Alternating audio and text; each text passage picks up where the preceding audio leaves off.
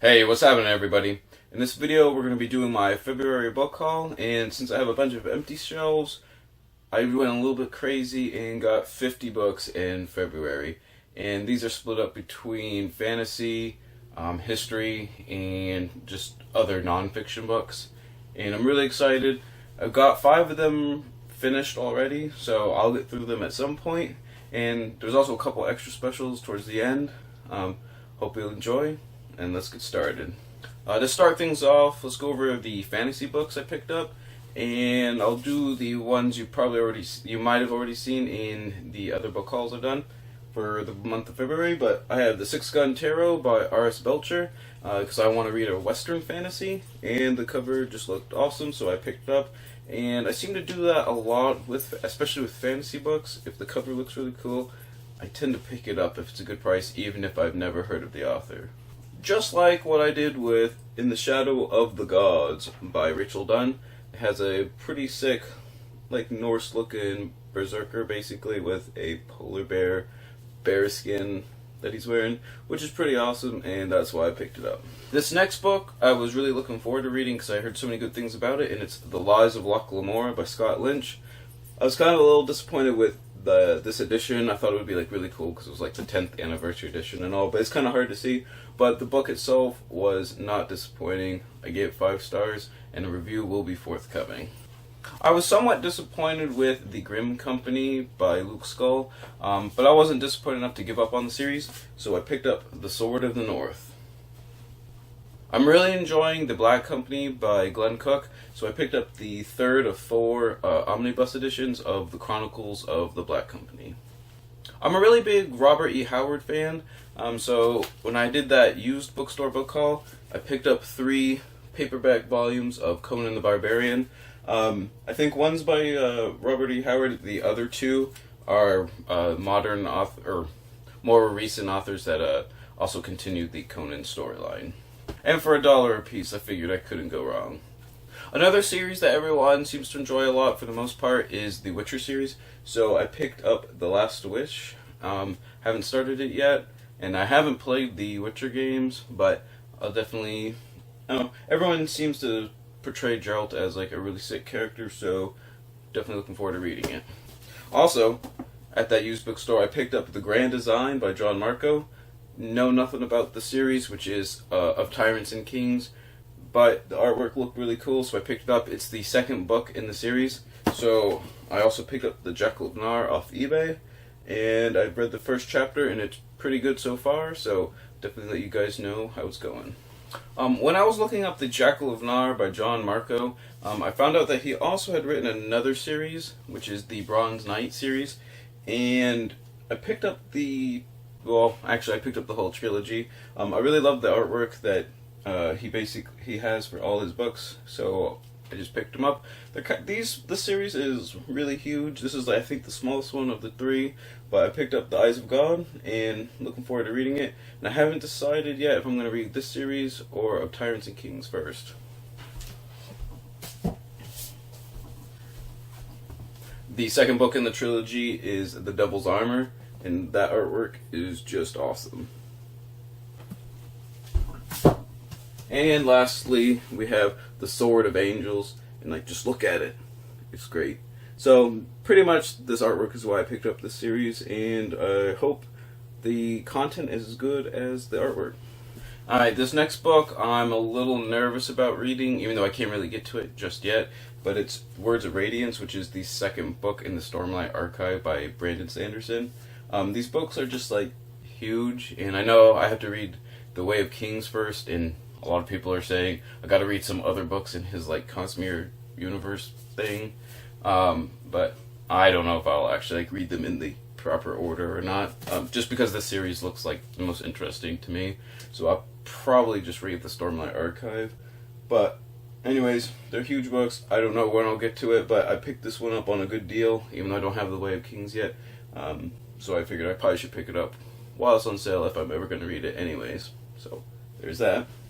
Since I love Brian McClellan's Sins of Empire, I'm really enjoying Flintlock Fantasy, so I picked up a standalone novel by Adrian Tchaikovsky, and it's The Guns of Dawn, and the artwork was really cool, plus He's won several awards, I think, in Britain, and I don't know. I'm just looking forward to reading some more flintlock fantasy, and I haven't read a standalone novel yet for fantasy, so definitely ready to check this one out.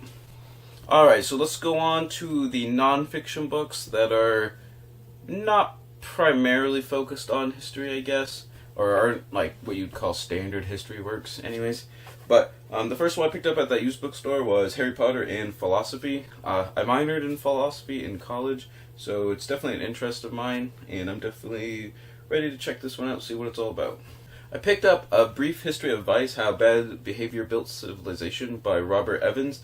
I got it for steal, and it just looked super interesting. I like kind of quirky books like this, and it looks like a pretty quick read. Anyways, I'm hoping it's funny and entertaining, and I'll tell you guys about it after I read it.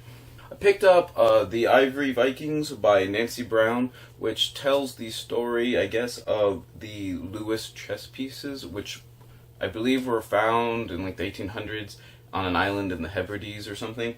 But these are like super famous chess pieces. Don't know too much about them, but I don't know if they're from the Viking Age era or just a little bit after. But these were actually the chess pieces that were used in the first Harry Potter movie, if you guys remember that. So that's kind of interesting and looked like something I'd like, so I picked it up. Alright, if you guys don't know already, I really enjoy animals.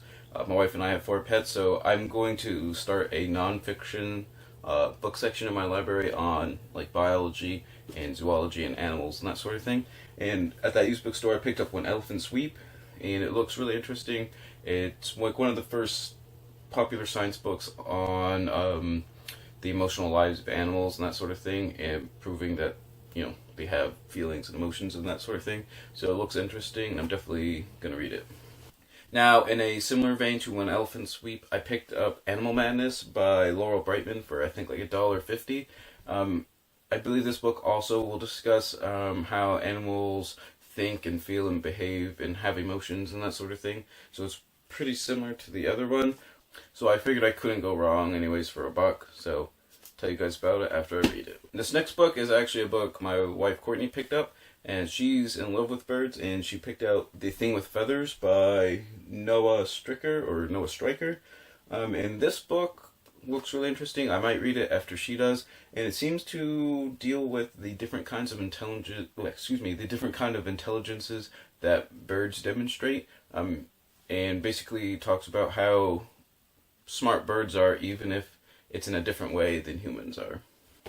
I also got Animal Weapons by Douglas Emlyn, which discusses the different kind of techniques that animals use to defend themselves and to get prey with and that sort of thing, and how humans have either adapted or mimicked the animal kingdom and basically our wars with each other in arms races and that sort of thing. It sounded really cool, and I'm definitely going to check that out. Now, I don't know much about octopi or octopuses or whatever, but I got Other Minds by Peter Godfrey Smith, and this is a book discussing how octopi are one of the smartest animals in the entire animal kingdom, and how they might actually have consciousnesses. I don't know if that's a word or not. But anyways, how maybe our how human conscious might have evolved from sea creatures or something like that. Sounded really philosophical and in-depth, but also animal-based, so I picked it up. Now, the last animal book that I picked up was Cannibalism by Bill Shutt, basically because it's a book on cannibalism, and I believe about half the book is cannibalism in the animal kingdom, and the other half is cannibalism throughout human history. So, yeah, I really just couldn't pass that up. One of the books that I've already read that I really enjoyed was Get Well Soon by Jennifer Wright. The review should be up pretty soon, hopefully. If you're watching this when I first put it up, I guess. Otherwise, it'll probably already be up. And it was a great read, discussing several epidemics that have plagued humans in the past and fairly recently. But it's really witty and humorous, and I encourage you guys to read it if that sounds interesting. I bought Tim Marshall's Prisoners of Geography Basically because online I read that it was just a great book on geopolitics and how geography shapes the current political situation for many countries and even continents. I love ancient classical history, and that's why I picked up The Mighty Dead Why Homer Matters by Adam Nicholson. I believe it talks about how the Greco-Roman classics should be brought back into classrooms to some extent in the modern era, and I look forward to reading arguments because I'd probably be totally in favor of that. Now I enjoy weightlifting too, so I picked up Lift by Daniel Kunitz, and I believe it's sort of a history of exercise throughout the ages, and I'm hoping to learn more about it. Now, one of the topics in history that I want to start covering more of is the era between Theodore Roosevelt and World War One, because basically once I hit the Renaissance era, I don't really read hardly anything on that, but I felt I should have at least like something early modern or like kind of modernish. So that's an era I'm pretty interested in, so I'm going to start a collection on World War One and Theodore Roosevelt. So I got 3 Theodore Roosevelt books in the month of February, and the first one is The Rise of Theodore Roosevelt by Edmund Morris, and this is the first book in a trilogy that he has written over the past couple decades, the second one being Theodore Rex, and the last one being Colonel Roosevelt. And this supposedly is like, this trilogy is the gold standard of a history of Theodore Roosevelt, and so I figured I definitely need to get it and read it, so I did. The second Theodore Roosevelt book I picked up was The Naturalist by Darren Lund, and this, I believe, is a history of Theodore Roosevelt, but from an environmental slant and his conservation efforts, and for example, his creation of the national parks and that sort of thing. Lastly, for my Theodore Roosevelt collection, I figured I need to have the autobiography of Theodore Roosevelt if I want to call it a collection of Theodore Roosevelt. So I picked up this awesome, like, leatherish bound edition of Theodore Roosevelt's autobiography.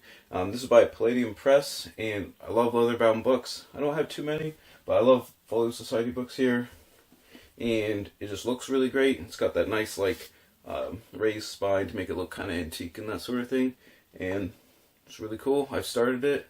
He's a good writer. Actually, he's probably Theodore Roosevelt is probably the best known president who actually wrote like a lot of books and that sort of thing. But I've started it and it's good so far, and I'll let you guys know when I'm done. I picked up 3 Osprey Publishing books in this month.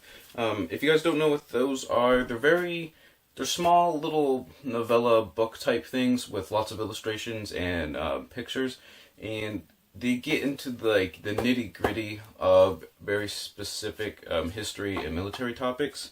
For example, this one is World War One trench warfare, and it's actually the second one. That apparently they had another one because there was so much information on it. I also picked up Macedonian armies after Alexander, 323 to 168, and I also picked up the Viking Heerseer, 793 to 1066 AD, and I've actually already read Viking Heerseer.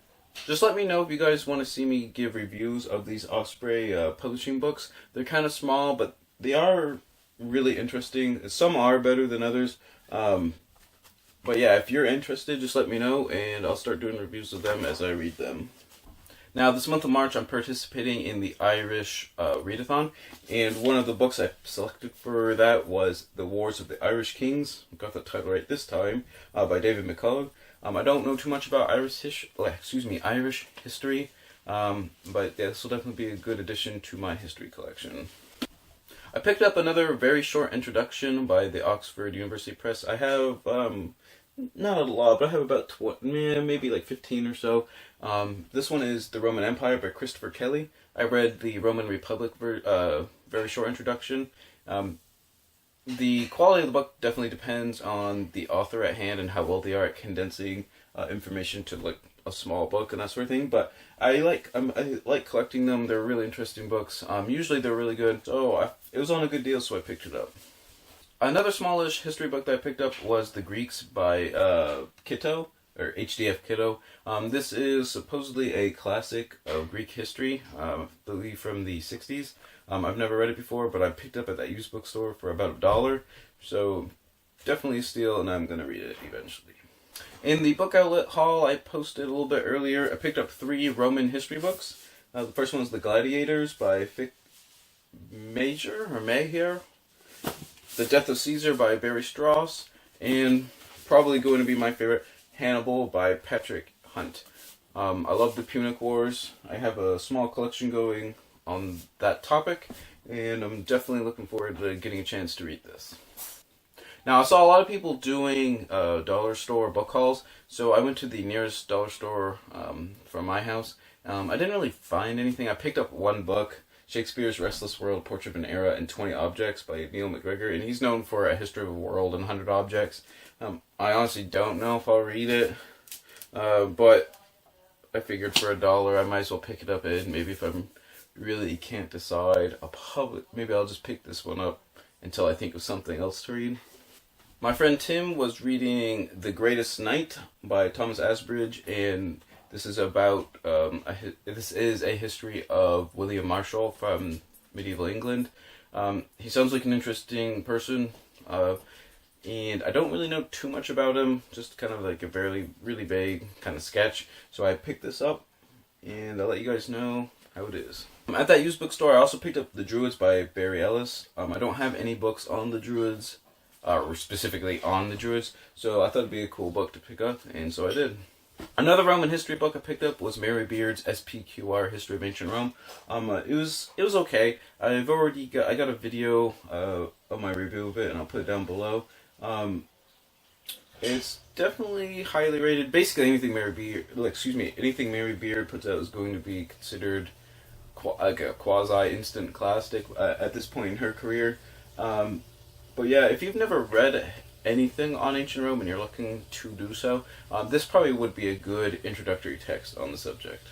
I also picked up 2 World War I books in the month of February. The first one is The Rites of Spring by Modris Eckstein, and this is, I believe, sort of a history of the origins of the First World War and how culture, or at least Western European culture, has changed because of the war.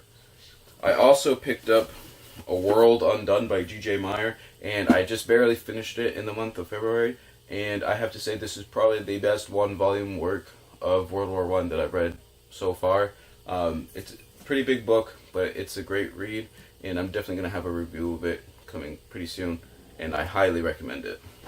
Now, for a couple specials I said I'd have something special toward the end. I did pick up a couple cookbooks. I had the All Main Seafood that you might have seen, that I picked up at the used bookstore. I also picked up Pizza on the Grill, because I love grilling. Even though we still got about 3 feet of snow outside, I grill a couple times a week, and this just sounded really cool. I've heard good things about eating grilled pizza, so I'm definitely going to try it out. I also picked up Pitmaster by Andy Husbands and Chris Hart. I believe this one's more on smoking your meats and that sort of thing, which I'm going to try and get a smoker pretty soon, so I picked this up. And also another grilling book called Great Meat, and it's just got a bunch of recipes on different cuts of meat and that sort of thing. So as you can see, I definitely like grilling. But anyways, also, for the specials, on Valentine's Day, my wife picked me up Brian McClellan's The Powder Mage trilogy, but she also got the awesome autographed editions as well. So the first one is Promise of Blood, and as you can see, they're autographed, which is really cool. But there's Promise of Blood. Oops, sorry about that. Second is the Crimson Campaign, and the last is the Autumn Republic. And I just thought those were some awesome Valentine's Day gifts, and I hope you guys enjoyed watching my book haul. And always remember, read victoriously.